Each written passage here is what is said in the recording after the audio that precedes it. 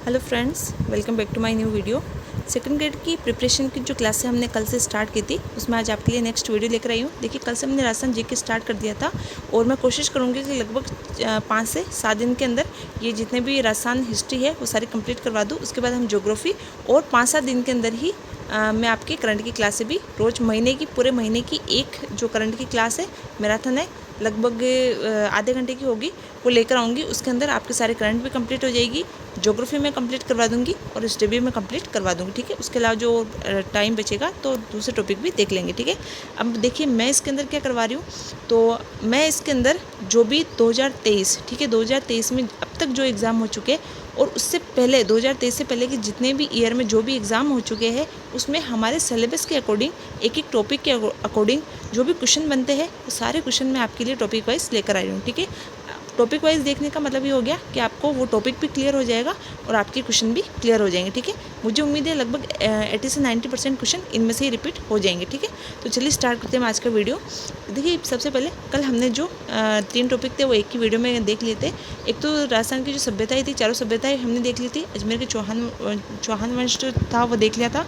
उसके अलावा गुर्जर बर्तियार देख लिया था। ठीक है, आज हमारा टॉपिक रहने वाला है दिल्ली सल्तनत के साथ मेवाड़, रणथंभौर और जालौर के संबंध। ठीक है, क्वेश्चन इनसे जो पूछे गए, एक तो इनके युद्ध पूछे गए और एक ये पूछा गया है कि दिल्ली सल्तनत के सुल्तान का नाम देकर पूछा है। इसके समय इनमें से तीनों में से कौन, जालौर का शासक कौन था या रणथंभौर का शासक कौन था। ठीक है, या फिर इनमें से शासक देकर पूछ सकते हैं कि इनके समय में सुल्तान कौन था। ठीक है, तो हम सभी प्रकार के जो क्वेश्चन पूछे गए सारे देख लेते हैं। स्टार्ट करते हैं हमारा पहला क्वेश्चन। निम्न में से किस शासक के समय दिल्ली के सुल्तान इल्तुतमिश ने रणथंभौर पर आक्रमण किया था। तो दिल्ली के सुल्तान जो था इल्तुतमिश, उसने वीर नारायण जो था उसके समय में आक्रमण किया था। तो सबसे पहले वीर नारायण है कहाँ का शासक, रणथंभौर का, और किसने इसके समय आक्रमण किया, इल्तुतमिश ने। ठीक है, नेक्स्ट क्वेश्चन देखते हैं। निम्न में से रणथंभौर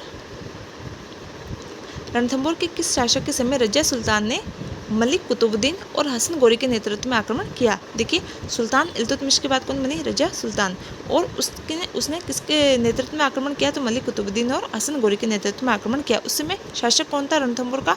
ऊपर जो शासक था इल्तुतमिश के समय वो था वीर नारायण, और इसके समय जो शासक था वो था वाघ भट्ट। ठीक है, नेक्स्ट क्वेश्चन हम देखते हैं।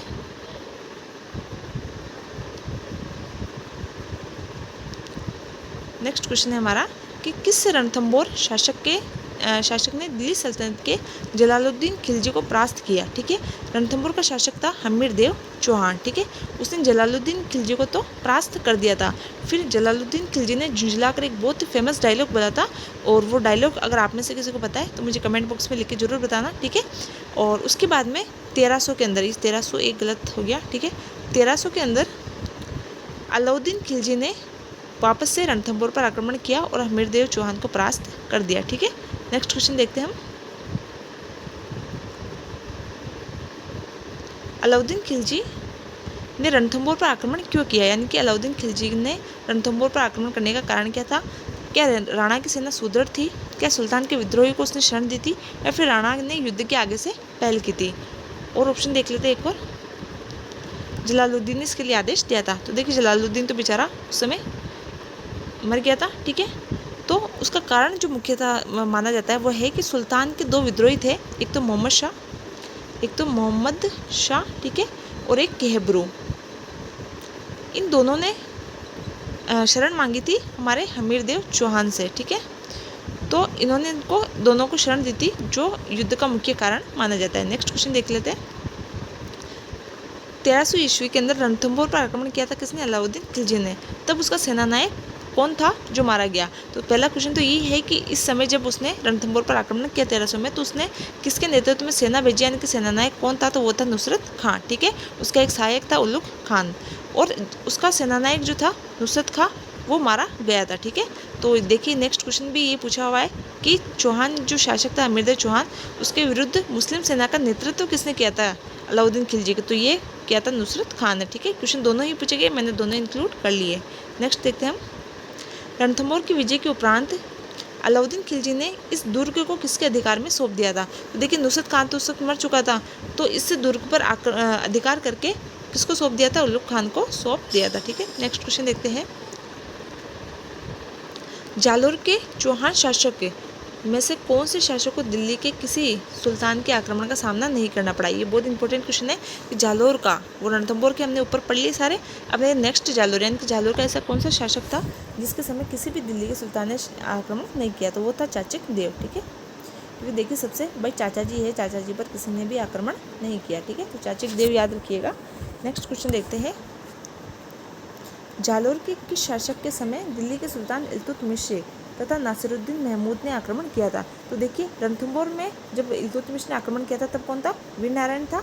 और जालोर में इल्तुतमिश के समय जब आक्रमण किया तब कौन शासक था?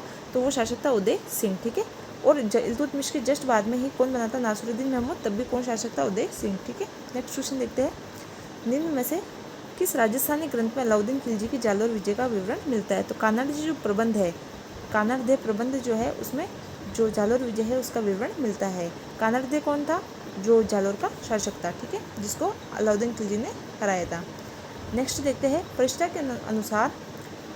के अनुसार अलाउद्दीन खिलजी का जालोर पर द्वितीय आक्रमण कब हुआ था? तो देखिए 1311 ईस्वी के अंदर, 1311 ईस्वी में जालोर पर द्वितीय आक्रमण किया था फरिश्ता के अनुसार। ठीक है, नेक्स्ट हम देखते हैं, अलाउद्दीन खिलजी की विजयों को कालक्रम के अनुसार जमाइए। तो देखिए राजस्थान के अंदर जो मुख्य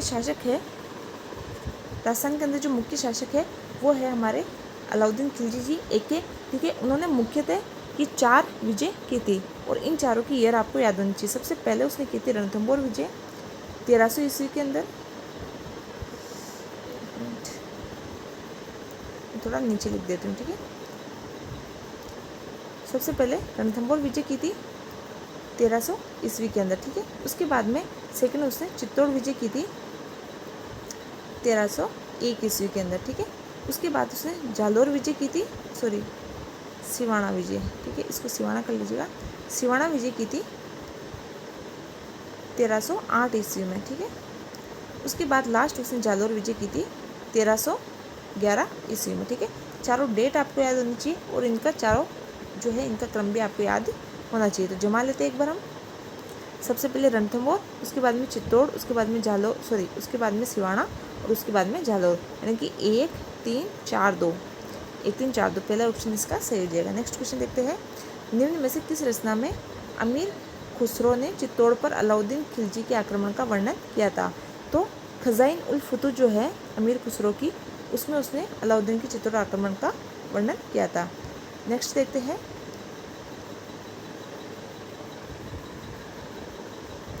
वह राजपूत रानी जिसने अलाउद्दीन खिलजी के 1303 ईस्वी में चित्तौड़ पर कब्जा करने पर जोहर कर लिया था। देखिए ये क्वेश्चन बहुत बार पूछा गया है, इसको एक ही बार मैंने इंक्लूड किया, क्वेश्चन बहुत बार पूछा गया। ठीक है, तो कौन थे? रानी पद्मिनी। ठीक है, नेक्स्ट क्वेश्चन देखते हैं, और राजा कौन थे उस वक्त चित्तौड़ के? राजा थे रतन सिंह। ठीक है, आपको शासक भी याद रखना है। जब अलाउद्दीन खिलजी ने रणथंभौर पर आक्रमण किया तब तो कौन थे? हमीरदेव चौहान। फिर उसके बाद में उन्होंने चित्तौड़ पर आक्रमण किया तब थे रतन सिंह। ठीक है, जालोर पर किया तब कान्हाड देव और सिवाना पर किया तब शीतल देव। ठीक है, नेक्स्ट क्वेश्चन देखते हैं, 1303 में चित्तौड़ विजय के बाद अलाउद्दीन खिलजी ने चित्तौड़ का नया नाम क्या रखा? तो उसके जो पुत्र थे खिजर खान, उसके नाम पर उसका नाम रखा खिजराबाद। नेक्स्ट हम देखते हैं, महाराणा सांगा ने इब्राहिम लोदी को किस युद्ध में परास्त किया?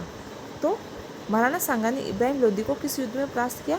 तो वो युद्ध था खातौली का युद्ध 1517 ईस्वी के अंदर। ठीक है, नेक्स्ट क्वेश्चन देखते हैं, खातौली के युद्ध के विषय में कौन सा कथन असत्य है? तो देखिए ये युद्ध सांगा ने इब्राहिम लोदी के मध्य 1517 ईस्वी में हुआ, बिल्कुल सही है। खातौली मेवाड़ और मारवाड़ की सीमा पर स्थित सामरिक महत्व का स्थल था, ये तो गलत हो गया, क्योंकि खातौली तो कहाँ है? कोटा के अंदर है। कहाँ है? कोटा के अंदर है। ठीक है, इस युद्ध में सांगा ने इब्राहिम लोदी के पुत्र को बंदी बना लिया, ये भी बिल्कुल सही है। और सांगा ने इस युद्ध में लंगड़ा हो गया, ये तो सही है। ठीक है, ऑप्शन मैंने अपने अकॉर्डिंग नहीं डाले, जो पेपर में दिए गए थे वही डाले। ठीक है, नेक्स्ट क्वेश्चन देखते हैं, सांगा ने जिन अफगानों को शरण दी थी वो कौन थे? देखिए 2 शरण मोहम्मद शाह और केबरू को किसने दी थी? हमीरदेव चौहान ने, वो आपको याद रखना है। एक महाराणा सांगा ने भी 2 अफगानों को शरण दी थी, महमूद लोदी और हसन का, इनका भी आपको नाम याद रखना है। ठीक है, नेक्स्ट क्वेश्चन देखते हैं, 1303 में चित्तौड़ अभियान के दौरान जो मुस्लिम इतिहासकार अलाउद्दीन खिलजी के साथ गया था वह कौन था? वह था मिन्हाज उस सिराज। ठीक है, ये प्रसिद्ध मुस्लिम इतिहासकार था जो अलाउद्दीन खिलजी के साथ गया था। कब? चित्तौड़ अभियान के दौरान। ठीक है, तो ये कुछ इंपॉर्टेंट क्वेश्चन थे। इससे बाहर आपका कोई भी क्वेश्चन नहीं जाएगा, ठीक है। इसमें कुछ और क्वेश्चन थे, जैसे कि शासक पूछ लिए थे कि अलाउद्दीन खिलजी के समय रणथंभौर का शासक कौन, जब आक्रमण किया था रणथंभौर का शासक कौन था, चित्तौड़ का शासक कौन था, तो वो मैंने आपको इन्हीं क्वेश्चंस के अंदर साथ के साथ इंक्लूड कर दिए, ठीक है। चलिए मिलते हैं नेक्स्ट वीडियो के अंदर, तब तक के लिए थैंक यू।